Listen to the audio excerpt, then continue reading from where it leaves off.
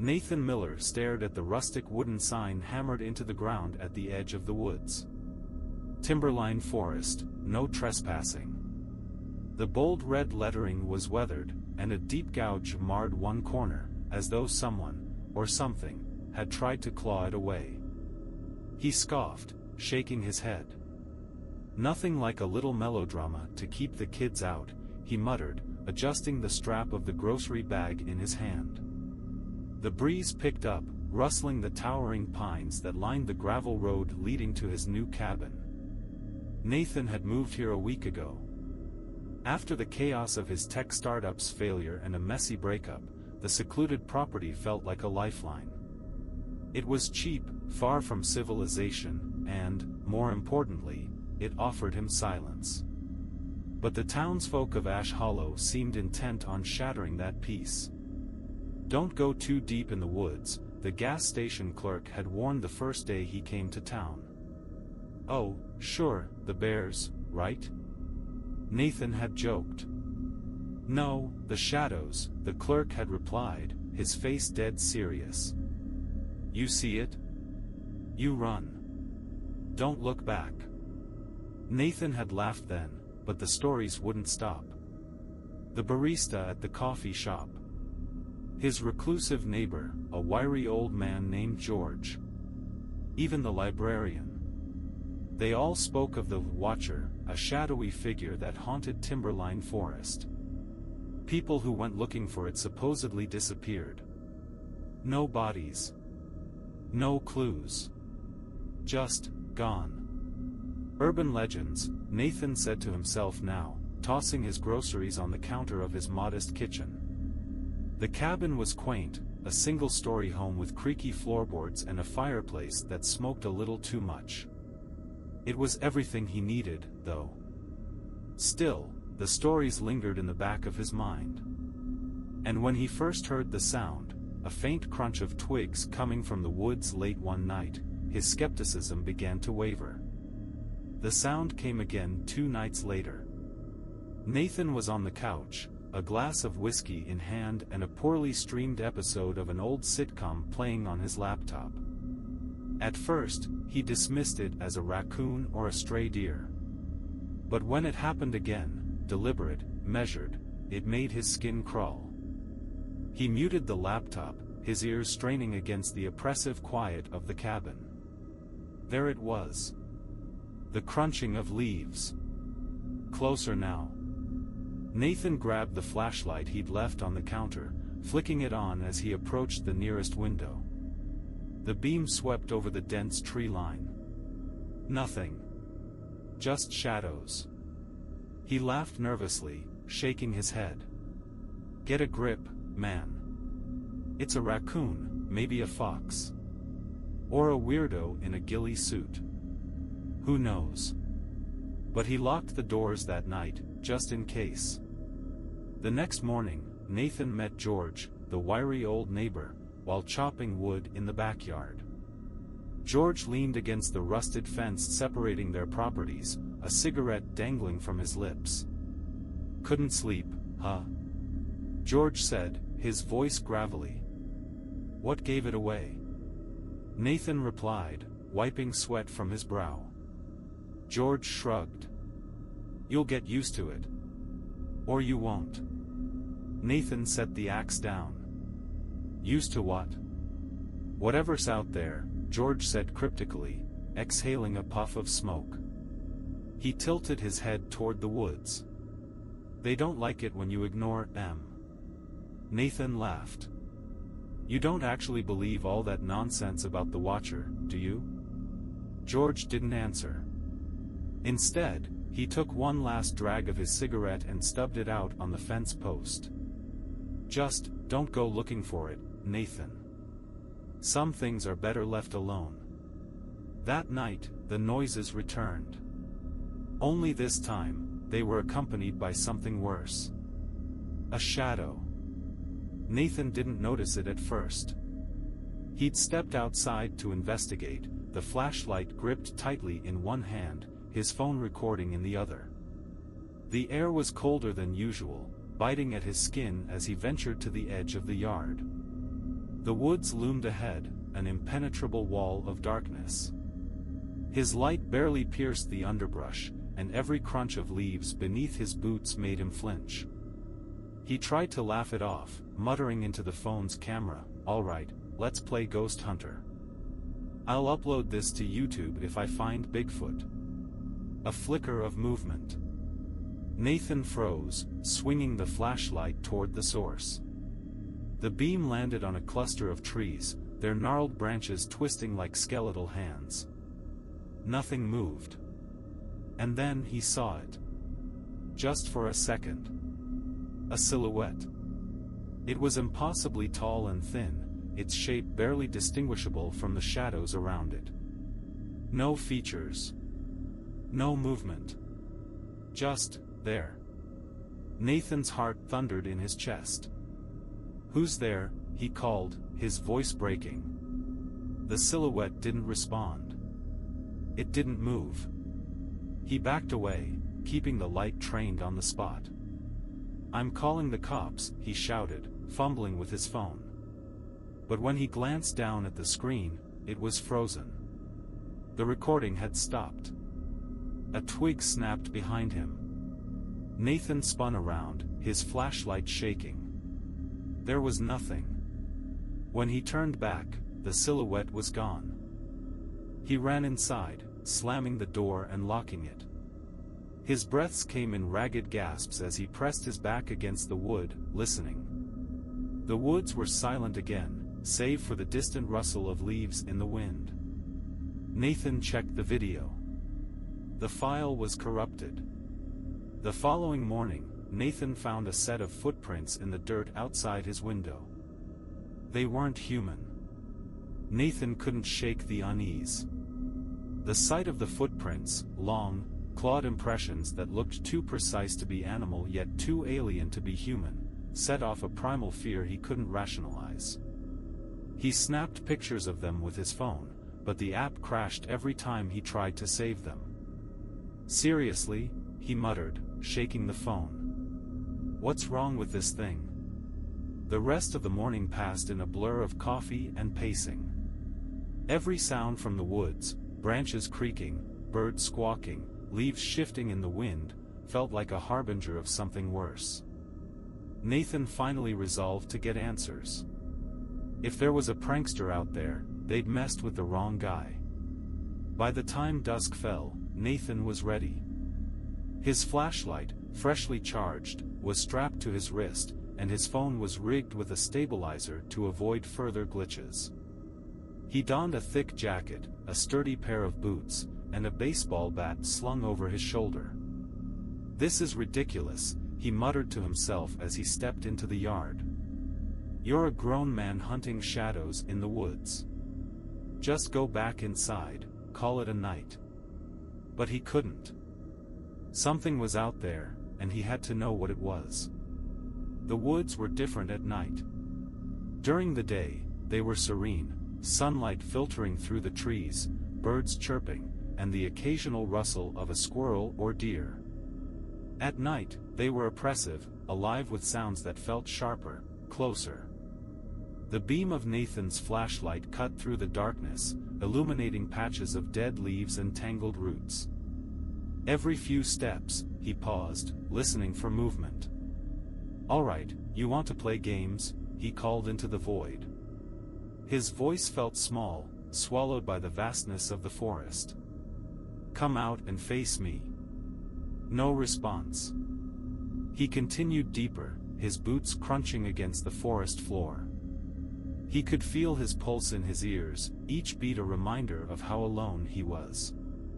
But then he heard it, a soft, deliberate crunch, like someone stepping on a twig. Nathan swung the flashlight toward the sound. Nothing. "Okay," he said, gripping the bat tighter. "You've got my attention." The noise came again, this time from a different direction. He whipped around, the beam catching only empty air. A faint whisper carried through the trees, low and indecipherable. It wasn't the wind. It was a voice. Nathan swallowed hard, his bravado crumbling. "Who's there?" The whisper grew louder, splitting into multiple voices, overlapping, rising and falling like a macabre chant. They seemed to come from every direction, surrounding him. Panic set in, and he stumbled backward, nearly tripping over a root. That's when he saw it. The silhouette. It stood motionless about 50 feet away, half hidden among the trees. It wasn't a shadow, it was darker than the night itself, an absence of light, an impossible void. Nathan's flashlight beam flickered as it landed on the figure, as though the light itself was afraid to touch it. "Hey!"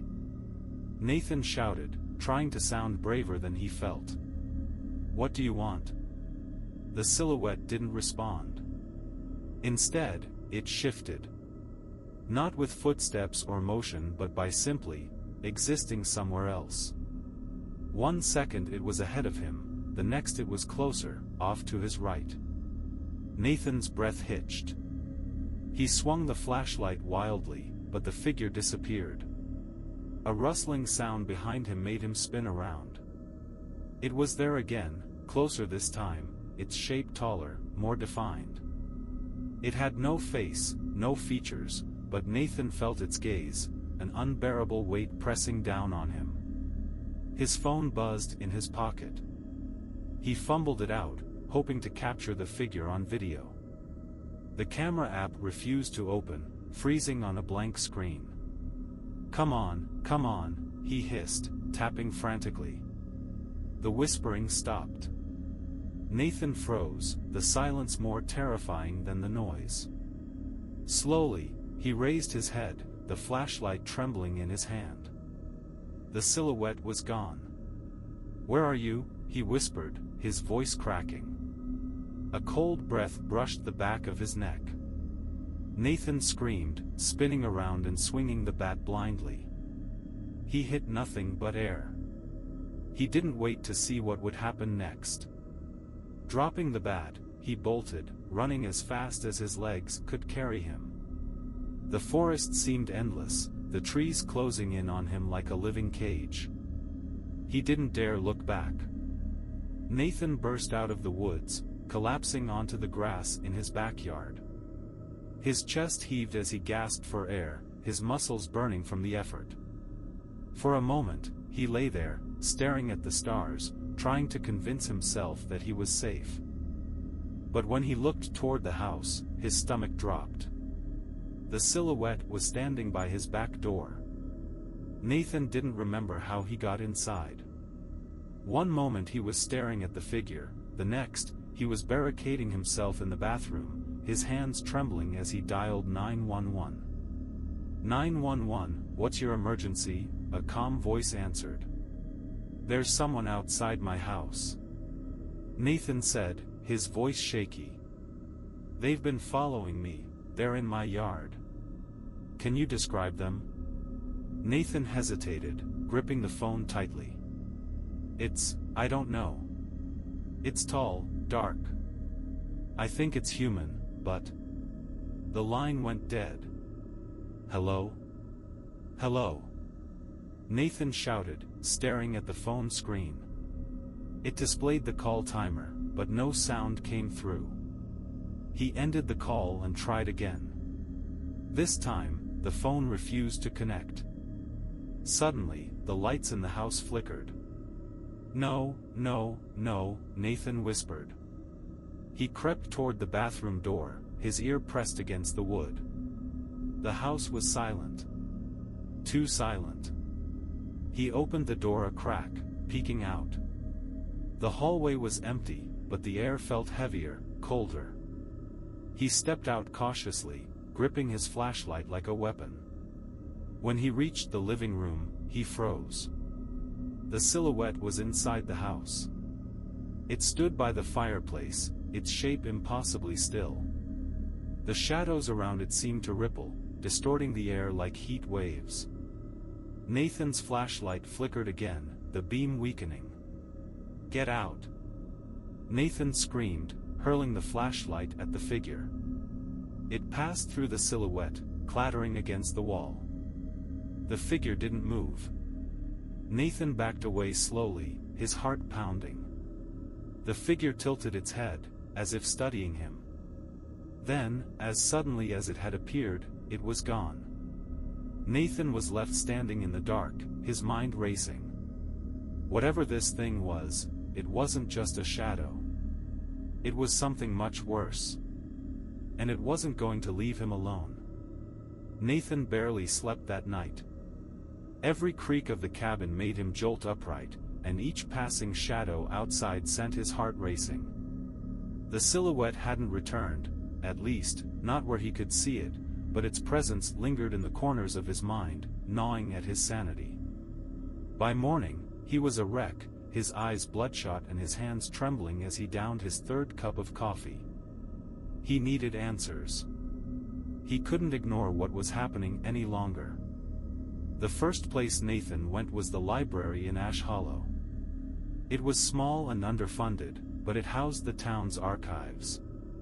Maybe, he thought, there would be some record of what was haunting the woods, or, at the very least, an explanation for the strange sightings. Back again so soon, the librarian, a woman in her 50s with sharp eyes, asked as he walked in. She gave him a wary look, as though sensing his unease. "Yeah," Nathan said, trying to sound casual. "Thought I'd do some research on local legends. You know, the Watcher and all that." Her expression darkened. "Why would you want to dig into that?" "No reason. Just curious." She hesitated, then motioned for him to follow her. "Local legends are in the back. But if you're smart, you'll leave it alone. Some things are better forgotten." Nathan nodded, but her warning only made him more determined. The archives were filled with dusty folders, old photographs, and handwritten notes. Nathan sifted through them for hours, piecing together fragments of Timberline Forest's dark history. The stories went back decades. A teenager vanishing after a dare to spend the night in the woods. A hiker whose campsite was found abandoned, their tent torn to shreds. A hunter who stumbled out of the forest days after he went missing, raving about something watching him before he hanged himself in his barn. One account stood out. It was a journal entry from a local man, dated 20 years ago. "The Watcher isn't human. It isn't animal. It's a shadow, but more than that. It knows you. It sees you. Once you've looked at it, you can't escape. It follows you, even in your dreams. Don't let it in." Nathan's pulse quickened as he read the last line. "If you see it, don't try to fight it. Run.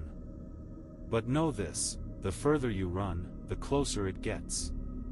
He closed the journal, his hands shaking. This wasn't just a story. It was a warning. That night, the silhouette returned. Nathan had fortified the cabin as best he could, nailing boards over the windows and triple-checking the locks. He sat on the couch with a crowbar in one hand and his phone in the other, his nerves frayed to the breaking point. It began with the whispers. Faint at first, like a breeze rustling through dry leaves. Then they grew louder, a chorus of voices speaking in a language Nathan couldn't understand. They seemed to come from everywhere, the walls, the ceiling, even the floor beneath his feet. Nathan stood, his heart pounding. "What do you want?" he shouted, his voice cracking. The whispers stopped. And then came the knock. It was soft, almost polite, but it sent a jolt of terror through Nathan's body. He turned toward the front door, the crowbar trembling in his grip. Another knock, louder this time. "Go away," he yelled, backing toward the kitchen. The knocking stopped. For a moment, there was silence. Then the lights flickered, and the whispers returned, louder than before. Nathan covered his ears, but it did nothing to block them out. He felt a cold breeze sweep through the room, and when he opened his eyes, the silhouette was standing in the hallway. It was closer now, more defined. Its shape was still featureless, but the edges seemed to ripple, as though it were made of smoke and shadows. Nathan tried to move, but his legs felt rooted to the floor. "Leave me alone," he screamed, hurling the crowbar at the figure. It passed through without effect, clattering to the floor. The silhouette tilted its head, as if amused. Nathan grabbed his phone, desperate to capture proof of the figure. He pointed the camera at it, but the screen was a garbled mess of static. His heart sank as the phone vibrated violently in his hand and then went dead. "No," he whispered. "This can't be happening." The whispers grew deafening, and the silhouette began to move toward him, its form shifting and flickering like a broken hologram. Nathan stumbled backward, knocking over a chair as he retreated into the kitchen. Suddenly, the lights went out, plunging the cabin into darkness. Nathan woke up on the floor, his head throbbing. He didn't remember passing out, but the faint light of dawn streaming through the boarded-up windows told him hours had passed. The cabin was eerily quiet, the oppressive feeling of the night before replaced with an unsettling calm. He checked his phone. The battery was inexplicably drained, and the video file was gone. "Why is this happening?" he muttered, his voice hoarse. He noticed something new in the corner of the room, a carving etched into the wooden floor. It was a symbol, a crude, looping spiral surrounded by jagged lines. He didn't remember it being there before. Nathan stared at it, dread pooling in his stomach. Whatever was happening, it wasn't over. It was only just beginning. Nathan spent the rest of the morning staring at the symbol etched into the floor. It seemed alive somehow, its jagged lines twisting subtly when he wasn't looking directly at them. He tried to ignore it, to rationalize it as some kind of hallucination caused by stress or exhaustion. But the truth clawed at the edges of his mind. This was a warning. Or worse, a mark. By the afternoon, his fragile sense of control had shattered. Nathan began obsessively recording everything, desperate to prove to himself that he wasn't losing his grip on reality.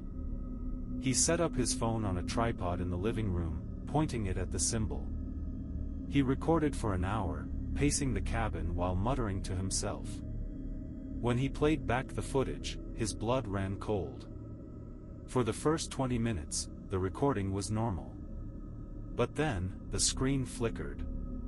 The camera shook slightly, as though something had passed in front of it, though nothing was visible.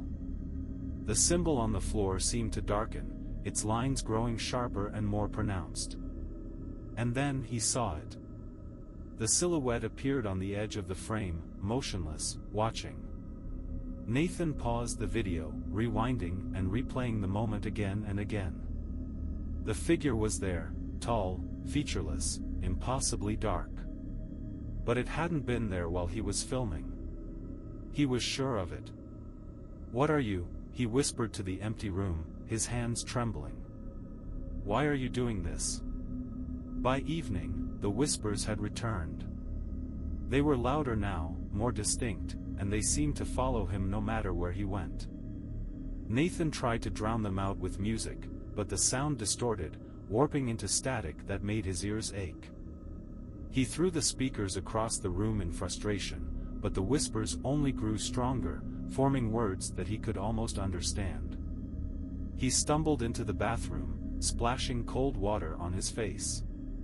When he looked up, the silhouette was there, standing in the mirror behind him. Nathan screamed, spinning around, but the bathroom was empty. He backed into the wall, his heart pounding as his eyes darted around the small space. The whispers were deafening now, a cacophony of voices overlapping in a maddening chant. "Leave me alone," he shouted, his voice cracking. The lights flickered violently, and for a brief moment, the bathroom was plunged into darkness. When they came back on, the mirror was shattered, the shards scattered across the sink and floor. Nathan stumbled out of the bathroom, his breath coming in ragged gasps. He grabbed his phone, scrolling through his contacts. There was no one to call. No one who would believe him. That night, Nathan dreamed of the woods. He was running through the trees, the branches clawing at his face and arms as he stumbled over roots and rocks. The silhouette was behind him, its form flickering like a shadow cast by a dying flame. The whispers were in his ears, inside his head, a relentless torrent of noise that made him want to scream. He tripped, falling face first into the dirt. When he looked up, the silhouette was standing over him. Its presence was suffocating, a black hole that seemed to pull the very air from his lungs. "Why me?" he whispered, his voice barely audible. The silhouette didn't answer. It reached down, its hand, or what passed for one, stretching toward him. Nathan tried to crawl away, but his body wouldn't move. He felt its touch, a cold, searing pain that shot through his chest, making him gasp. He woke up screaming. The next day, Nathan found a new video on his phone. He didn't remember recording it. In the video, he was sitting on the floor of the living room, staring into the camera. His eyes were hollow, his face gaunt, as though he hadn't slept in days. He was whispering something, but the audio was distorted, the words unintelligible. Then, his face twisted into a wide, unnatural grin. The screen flickered, and for a split second, the silhouette appeared behind him. The video ended abruptly. Nathan dropped the phone, his hands trembling. He stared at the device as though it were a snake about to strike. He didn't understand how the video existed, or what it meant. But he knew one thing: he wasn't safe in the cabin. He wasn't safe anywhere. By nightfall, Nathan's paranoia had reached a fever pitch. He boarded up every window, piled furniture against the doors, and armed himself with a kitchen knife. The whispers were constant now, a never-ending drone that made it impossible to think. He tried to call the police again, but the line was dead. Even his neighbor George, who had been so adamant about staying away from the woods, was nowhere to be found. Nathan sat in the middle of the living room, the knife clutched tightly in his hand. He didn't know what he was waiting for, only that it was coming. And then, the lights went out. The darkness was absolute, pressing down on him like a physical weight. Nathan fumbled for his flashlight, but when he turned it on, the beam flickered and died. "Please," he whispered, his voice shaking. "Just leave me alone." The whispers stopped. The silence was worse. Nathan held his breath, straining to hear anything: footsteps, creaking floorboards, even the rustle of wind. But there was nothing. Just an oppressive, suffocating quiet. And then he felt it. A cold hand on his shoulder. Nathan spun around, swinging the knife wildly. The blade met no resistance, cutting through empty air. But he could feel it now, an overwhelming presence, watching him, surrounding him. He screamed, stumbling backward and falling to the floor. The whispers returned, louder than ever, their words forming a single, chilling command. "Come to us." The silhouette appeared in the doorway, its form more defined than before. It seemed almost solid now, its presence radiating an unbearable sense of dread. Nathan tried to crawl away, but his limbs felt heavy, as though weighed down by an unseen force. The silhouette moved closer, its shadow stretching across the room like a living thing. Nathan closed his eyes, bracing for the inevitable. And then, everything went silent. When he opened his eyes, the silhouette was gone. But so was the cabin. Nathan found himself standing in the woods, the moonlight filtering through the trees. The air was cold, and the whispers had faded to a distant hum. He turned in circles, disoriented and terrified. The symbol was etched into the ground beneath his feet, glowing faintly in the darkness. "Help me," he whispered, but his voice was swallowed by the forest. In the distance, the silhouette stood waiting. Nathan stood frozen in the clearing, his breath visible in the frigid air. The silhouette loomed in the distance, an impossibly dark figure framed by the pale glow of the moon. Its presence pulled at him, an unseen force compelling him to step closer. The symbol etched into the ground beneath him radiated a faint, pulsating light. It wasn't just a marking, it was a door, a gateway to something far beyond his understanding. The realization sent a chill through his body. "Why me?" Nathan croaked, his voice cracking. "What do you want from me?" The silhouette didn't respond. Instead, it tilted its head, the motion unnervingly human. Nathan felt his legs moving on their own, dragging him forward. He tried to resist, digging his heels into the soft earth, but it was no use.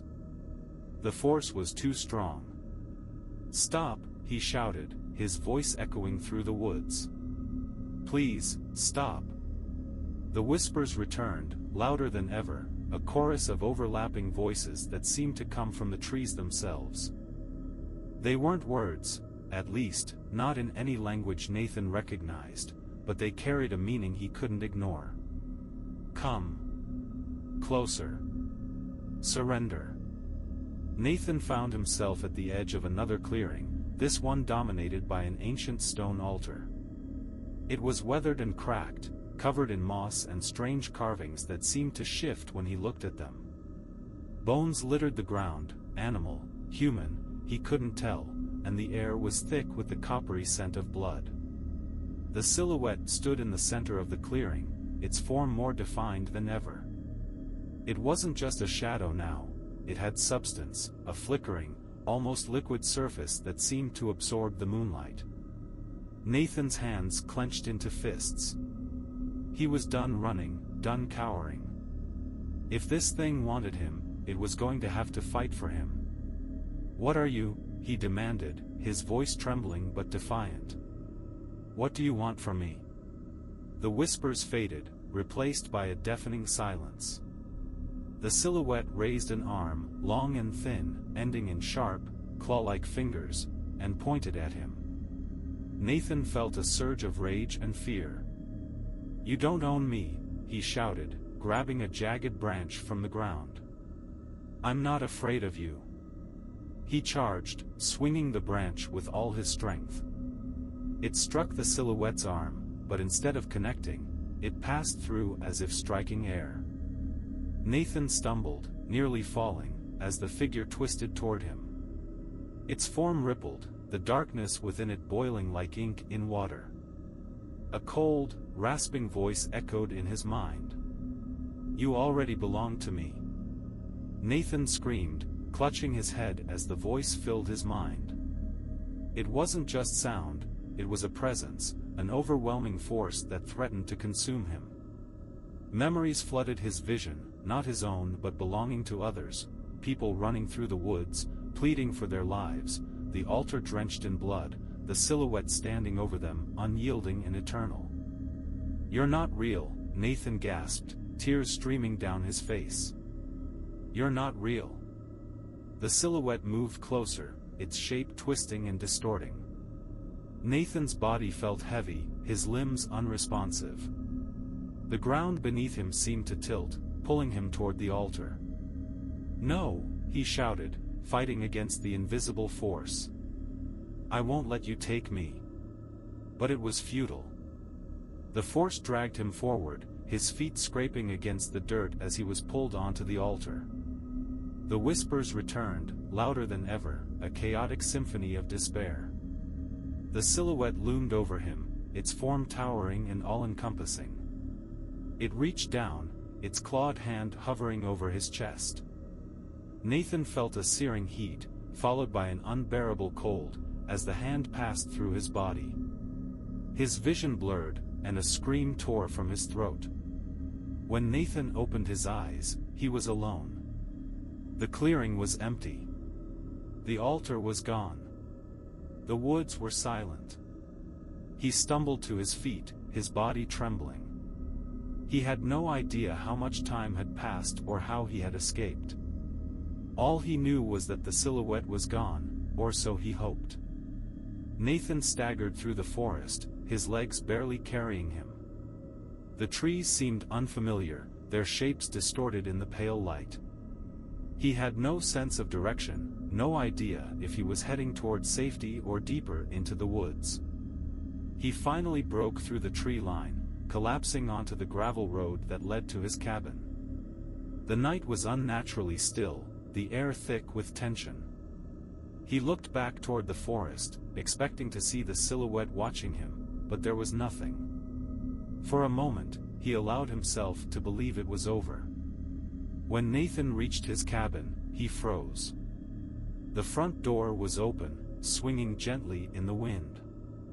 The lights inside flickered erratically, casting long, distorted shadows on the walls. He stepped inside cautiously, his heart pounding. The living room was empty, but something felt off. The symbol was still etched into the floor, its lines glowing faintly in the darkness. Nathan approached it, his breathing shallow. A sound behind him made him turn sharply. The silhouette was standing in the doorway. Nathan stumbled backward, his eyes wide with terror. The figure didn't move, but its presence was suffocating, filling the small cabin with an unbearable sense of dread. "You can't have me," Nathan whispered, his voice trembling. "You can't take me." The silhouette tilted its head, and for the first time, Nathan thought he saw a glimmer of something within its form, eyes. Cold, unfeeling eyes that stared directly into his soul. The whispers returned, a final, deafening crescendo that drowned out all thought. Nathan screamed as the world went dark. The townsfolk of Ash Hollow had learned to ignore the strange happenings around Timberline Forest. Unexplained noises, sudden disappearances, and whispered warnings had become part of the town's folklore, a shared secret no one dared to challenge. When Nathan Miller vanished, it was almost expected. The discovery was made by George, Nathan's reclusive neighbor. After 3 days of silence from the cabin, George ventured over to check on him. He found the front door ajar, the furniture overturned, and Nathan's belongings scattered across the floor. The air inside was frigid, and the faint scent of damp earth lingered. But there was no sign of Nathan. The only thing left behind was the symbol, now burned into the wooden floor, its jagged lines scorched deep into the planks. George backed out of the cabin, muttering a prayer under his breath. He didn't tell the sheriff, there was no point. Everyone knew what had happened, even if no one would say it out loud. A week later, a hiker found Nathan's phone at the edge of the forest, its screen cracked but still functioning. The authorities reviewed the footage, hoping for clues, but what they found only deepened the mystery. The final video was a chaotic blur of motion and noise. Nathan's panicked voice could be heard, shouting something incoherent as the camera swung wildly. The screen flickered, cutting in and out, but one frame stood out, a clear image of the silhouette, standing impossibly tall in the distance, its form consuming the light around it. In the last moments of the video, Nathan's face appeared on screen. He was staring directly into the camera, his eyes wide with terror. His lips moved, forming words that were barely audible over the static. "They won't stop." The video ended abruptly, the screen dissolving into static. Months passed, and Nathan became another cautionary tale for the people of Ash Hollow. Parents warned their children to stay away from the forest, and the few newcomers who dared to move near Timberline soon packed up and left. But the legend of the Watcher only grew. One rainy night, George sat on his porch, a cigarette trembling between his fingers. The woods loomed in the distance, their silhouettes barely visible through the haze. He tried not to think about Nathan, about the screams he thought he'd heard that last night. But the memories wouldn't leave him. A soft crunch of leaves drew his attention. He froze, squinting into the darkness. At first, he thought it was a deer or some other animal, but then he saw it, a figure standing at the edge of the woods. It was tall and thin, its shape indistinct, but George recognized it immediately. His blood ran cold. The silhouette didn't move, didn't make a sound. It just stood there, watching. George stumbled inside, slamming the door and locking it. He pulled the curtains shut and turned on every light in the house, but it did little to calm his racing heart. He knew the truth, just as Nathan had: you couldn't escape it. Once it chose you, it was already too late. Days later, George's house was found abandoned. The front door was wide open, and the only clue left behind was a new carving etched into the ground outside, the same jagged spiral Nathan had discovered. The watcher had claimed another. And the forest waited for its next visitor. The corrupted video of Nathan became an internet sensation, circulating on conspiracy forums and paranormal websites. Some claimed it was a hoax, a carefully crafted piece of viral marketing. Others insisted it was real, a glimpse into something beyond human comprehension. But one detail haunted those who studied the footage. In the final frame, just before the video cut to static, a second silhouette appeared beside Nathan. It was smaller, less defined, but unmistakably there. And it was looking directly at the camera.